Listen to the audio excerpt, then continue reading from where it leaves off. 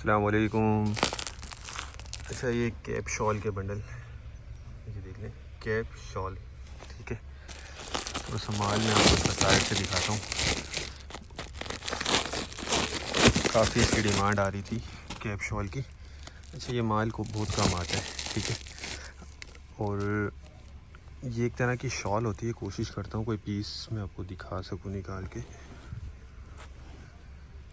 ये देख लें,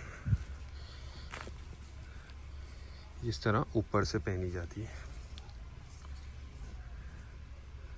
ठीक है, स्कार्फ टाइप ऊपर से, ये इसका सर से और ये शोल्डर से आती हुई।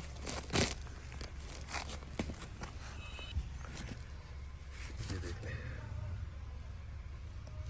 ठीक है, इस तरह की होती है कैप शॉल।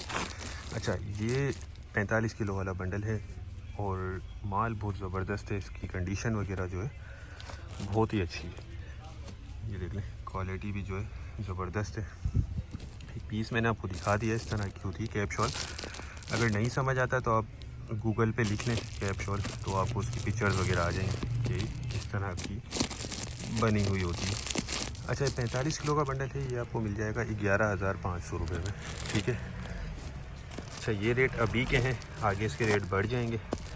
अभी आपको 11,500 रुपये में बंडल मिल जाएगा। इसका वज़न 45 किलो होता है।